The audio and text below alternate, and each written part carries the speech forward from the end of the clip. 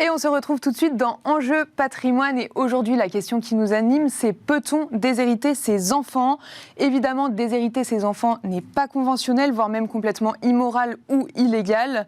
En France, les enfants sont protégés par ce qu'on appelle la réserve héréditaire, ce qui veut dire que théoriquement, on ne peut pas les déshériter. Mais nous allons ensemble passer en revue les différents mécanismes légaux en droit français qui permettraient quand même d'enlever ses enfants de son testament. Avec Gwenola Devalet, notaire associé du service droit patrimonial de la famille au sein du cabinet Haussmann Notaire. Bonjour. Bonjour. Et avec Anaëlle Habitant-Azoulay, avocate en droit de la famille au sein du cabinet Darmon Avocats et Associés. Bonjour. Bonjour. Alors, pour commencer, Anaëlle Habitant-Azoulay, est-ce que concrètement je peux écrire dans mon testament « Je souhaite déshériter mon fils ou ma fille » ? Alors, dans l'absolu, oui, parce qu'on a une liberté testamentaire et puis on a une liberté de rédaction surtout.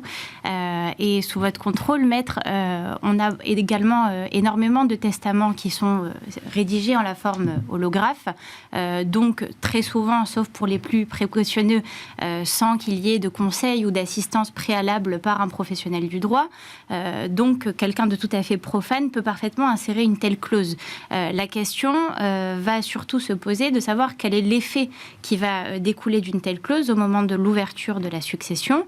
Et la réponse, en France en tout cas, est qu'elle n'aura visiblement pas d'effet, puisqu'on ne peut pas déshériter un enfant en France, puisqu'on a le mécanisme, le garde-fou, finalement, de la réserve héréditaire, qui vient consacrer une quote-part minimale du patrimoine qui est attribuée de droit aux enfants.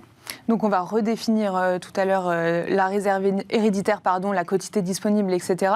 Juste avant, Gwenola Devalet, vous qui êtes notaire, si jamais vous voyez je souhaite déshériter mon fils ou ma fille dans un testament, qu'est-ce que vous faites ? Est-ce que c'est possible d'invalider ce testament ? Alors, ce testament sera réputé non écrit. Je ne pourrai pas faire exécuter les dispositions testamentaires, puisque, comme l'a dit Anaëlle, effectivement, je devrais considérer que cet enfant ne peut recevoir moins que sa part de réserve héréditaire. Donc, je ne pourrai pas l'exécuter dans le cadre de la succession. Donc, vous avez fait un petit graphique, donc ça va être l'occasion pour nous de redéfinir les termes réserve héréditaire et quotité disponible. Donc, selon le nombre d'enfants dans la fratrie, est-ce que vous pourriez, Gwenola Devalet, nous détailler ce qu'est la réserve héréditaire et ensuite ce qu'est la quotité disponible ? Alors, la réserve héréditaire, c'est la part octroyée aux descendants dans la succession du défunt. Si le défunt laisse un héritier, la réserve héréditaire est de la moitié de sa succession. Si le défunt laisse 2 héritiers, la réserve héréditaire est des 2/3 de sa succession. Et si le défunt laisse 3 héritiers ou plus, la réserve héréditaire représente les 3/4 de la succession. Donc la réserve héréditaire ne reprend pas l'intégralité du patrimoine du défunt. Le reste, c'est la quotité disponible. Donc si le défunt laisse un enfant, la quotité disponible est de la moitié. Si le défunt laisse 2 enfants, la quotité disponible est d'1/3. Et si le défunt laisse 3 enfants et plus, la quotité disponible est d'1/4. Donc je vous propose qu'on parte sur le cas d'une succession avec plusieurs enfants. Si on ne peut pas déshériter à proprement parler, on peut peut-être favoriser l'un ou plusieurs des enfants au détriment de l'autre. Anaëlle Habitant-Azoulay. Oui, alors on peut parfaitement favoriser un ou plusieurs enfants au détriment des autres, soit par des donations qui sont faites entre vifs, hors part successorale pour ne pas que ce soit rapportable, ou dans le cadre de succession, par la rédaction d'un testament. Il faut toujours garder à l'esprit qu'on a cette réserve héréditaire qui, comme l'expliquait notre cher maître, ne peut pas être finalement absorbée par ces libéralités-là et donc les expose à un risque de réduction si toutefois on s'apercevait que la réserve héréditaire était absorbée soit pour partie, soit totalement. C'est une action qui est ouverte aux héritiers qui s'estiment lésés et qui vise finalement à les réintégrer ou à obtenir une indemnité de réduction en fonction des tiers à qui elles sont consenties. Vous êtes d'accord, Gwenola ? Oui, tout à fait, c'est exactement ça. Est-ce que, si on imagine, Gwenola Devalet, qu'une personne qui souhaite déshériter ses enfants souscrive une assurance vie et que, du coup, elle ne mette pas ses enfants dans les bénéficiaires, qu'est-ce qui se passerait lors de la succession ? Alors tout d'abord, le souscripteur a la liberté de choisir le bénéficiaire de son contrat d'assurance vie. C'est l'article L132-12 du Code des assurances qui prévoit que les contrats d'assurance vie sont hors succession. Donc ils ne sont pas pris en compte pour le calcul de la réserve et de la quotité disponible. Bien sûr, il y a des garde-fous, c'est-à-dire qu'une personne qui souscrirait un contrat et injecterait 95% par exemple de son patrimoine et qu'il n'y aurait plus rien au moment au moment de la souscription, il s'expose à ce que les enfants intentent une action puisque il pourrait considérer que les primes sont manifestement excessives et demander la réintégration pour le calcul de la quotité disponible et de la réserve héréditaire. Donc ça, c'est s'ils ne sont pas bénéficiaires sur l'assurance vie. Exactement. Anaëlle, habitant à Zoulet, si jamais la personne donne tout son argent à des associations, par exemple de son vivant, s'il ne reste plus rien à léguer, est-ce que l'enfant, il est de fait déshérité ? De fait, oui, mais il est protégé néanmoins par sa réserve héréditaire et donc l'action en réduction lui est ouverte, même à l'égard d'une association, en sachant que de toute façon, toutes les donations qui sont consenties à des associations sont forcément enregistrées, donc très facilement retraçables. Et en fait, ce qui va se passer au moment du décès, c'est qu'on va reconstituer le patrimoine du défunt tel qu'il existe au jour du décès et tel qu'il aurait existé si ces donations n'avaient pas été consenties, pour pouvoir calculer d'une part la réserve héréditaire des enfants sur ce patrimoine et d'autre part la quotité disponible. Et si on s'aperçoit qu'on n'est pas dans les proportions légalement prévues, à ce moment-là, une association est susceptible de devoir verser une indemnité de réduction au profit des héritiers lésés. Donc en fait, ça deviendrait la réserve héréditaire qui leur reviendrait de droit pour la succession. Tout à fait. Est-ce que vous avez déjà eu connaissance de tels cas Pas directement vis-à-vis des associations, mais à l'égard de tiers, oui, très souvent, surtout quand on est dans le cadre de familles recomposées et qu'on cherche à protéger notamment le conjoint survivant. C'est quelque chose qu'on voit assez régulièrement. Parce que comment ça se passe dans le cadre de familles recomposées, justement, avec d'autres enfants et un autre conjoint ? Alors, le conjoint survivant a de toute façon des droits concurrents qui sont protégés par la loi et il intervient finalement en indivision très souvent avec les enfants issus soit du deuxième lit, soit du premier lit. Mais il peut arriver que le défunt veuille de son vivant accorder les protections, les droits les plus larges finalement à son conjoint survivant et se méprenne un petit peu sur ses facultés eu égard à la quotité disponible dont il dispose. Donc c'est toujours le même système qui est l'action en réduction. D'accord. Gwenola de Valais, est-ce qu'on peut utiliser le présent d'usage pour faire un cadeau pendant le vivant à un enfant plutôt qu'à un autre pour donc en favoriser un ? Oui, tout à fait. Le présent d'usage, alors c'est un outil qui est assez efficace puisqu'il ne rentre pas, sous réserve de respecter certaines conditions, dans le cadre des donations.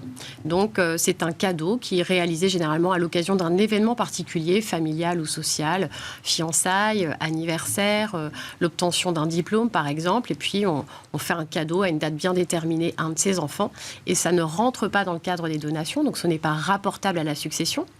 Comme l'a indiqué Anaëlle, on n'en tient pas compte au moment du règlement de la succession. Ce n'est pas réductible, c'est-à-dire qu'on n'a pas à indemniser ses cohéritiers au titre des cadeaux que l'on a reçus.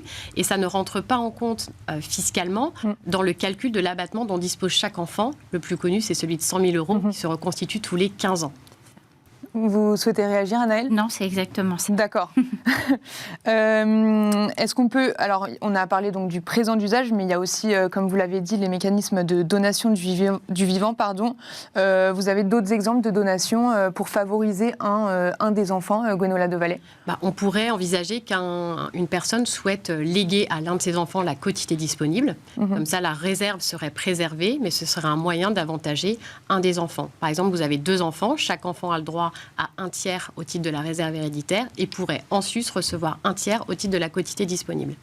Je vous propose qu'on parle un petit peu du viager qui pourrait être utilisé comme une technique pour déshériter volontairement son fils ou sa fille. Est-ce que vous pourriez nous expliquer un petit peu, Anaëlle, habitant à Zoulet, le viager, comment ça fonctionne et dans quel cas ça pourrait déshériter du coup son enfant ? Oui, alors le viager, c'est une vente qui va intervenir donc du vivant du défunt au profit d'un tiers. Alors on peut distinguer un viager libre dans lequel il va céder finalement tous ses droits et le transfert de propriété finalement va opérer dès l'instant où le viager est signé, ou un viager occupé, auquel cas il va y avoir un démembrement de propriété, c'est-à-dire qu'il va conserver dans ce cas un droit d'usage et d'habitation sur le bien à titre viager, donc jusqu'à son décès, et finalement la nue propriété sera attribuée à l'acquéreur.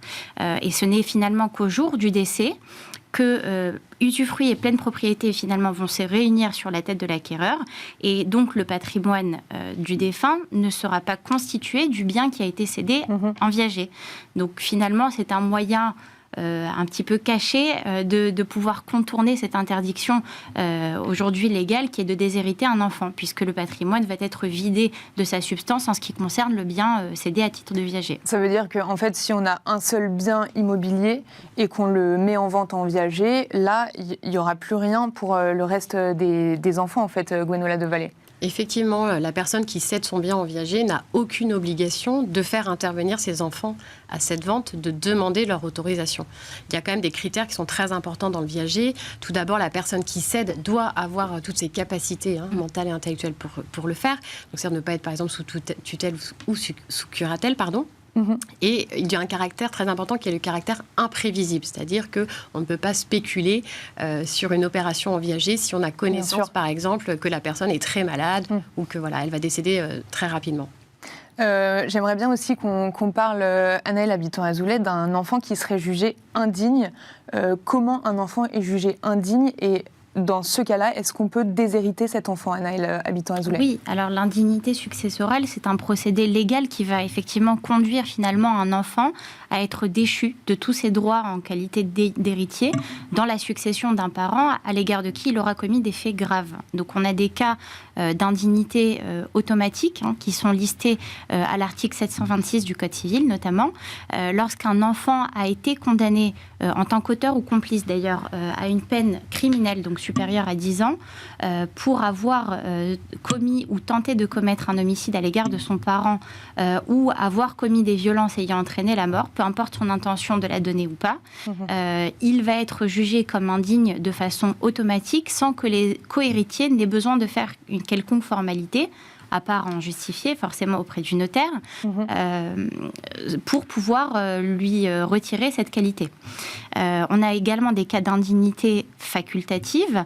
Ce sont toujours des faits graves, mais qui le sont un petit peu moins. On parle notamment d'un faux témoignage ou d'une dénonciation calomnieuse ou d'une non-assistance à personne en danger, ou même encore d'une condamnation à une peine correctionnelle, donc inférieure à 10 ans, pour les mêmes faits dont je vous ai parlé. Toujours à l'égard de ses parents ? Toujours à l'égard du parent décédé.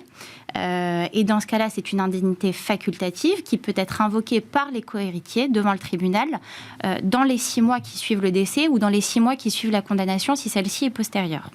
Est-ce que vous avez déjà accompagné des cas concrets, Anaëlle habitant Azoulay, d'enfants jugés indignes ? Alors, des procédures qui ont abouti à une indignité, non, parce que il y a également un tempérament qui est intéressant dans ce domaine-là.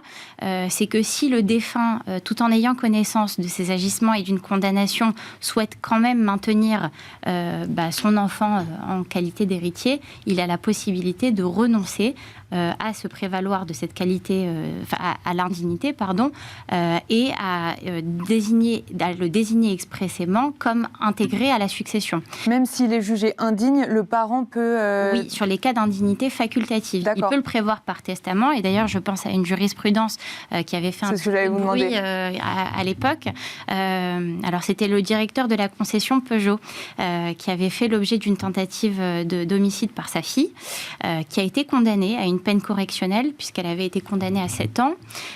Sa sœur avait invoqué justement l'indignité facultative. Les tribunaux en première instance lui ont donné raison et finalement, il y a une création prétorienne autour de ça, puisque la Cour d'appel a considéré que du fait du renouement des liens postérieurement entre le père et sa fille, il y avait une volonté implicite, puisqu'elle n'apparaissait pas dans un testament, mais une volonté implicite de maintenir sa fille en tant qu'héritier, et par conséquent, l'indignité n'a pas été prononcée à son égard.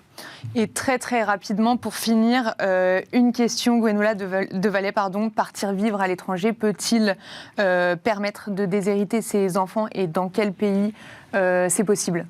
Alors oui et non. Oui, parce que effectivement, si une personne part vivre, par exemple, aux États-Unis, dans un autre des pays qu'on appelle de common law, États-Unis, Royaume-Uni, l'Australie sont les plus connus, cette personne résidant à l'étranger peut souhaiter soumettre sa succession à la loi étrangère, qui très souvent, dans ces pays-là, ne reconnaît pas la réserve héréditaire. Mais ça doit être organisé. Il y a des arrêts très connus qui ont retenu certains critères. Il faut notamment que l'installation soit assez ancienne, c'est-à-dire que si vous partez demain, vous vous installez, vous faites un testament aux États-Unis et que vous y êtes depuis 1 an, on va considérer que le délai est vraiment très court. Il faut que votre patrimoine et vos centres des intérêts financiers, économiques, familiaux soient situés dans ce pays-là. Et puis, il y a eu d'autres critères comme des décisions qui prenaient en compte la capacité, la situation financière des héritiers, en considérant que même en écartant des héritiers du règlement de la succession et ne leur attribuant aucun patrimoine, ils n'étaient pas lésés dans la mesure où ils ne restaient pas dans le dénuement. Merci beaucoup, Gwenola Devalet, notaire associée du service droit patrimonial de la famille au sein du cabinet Haussmann Notaire. Merci.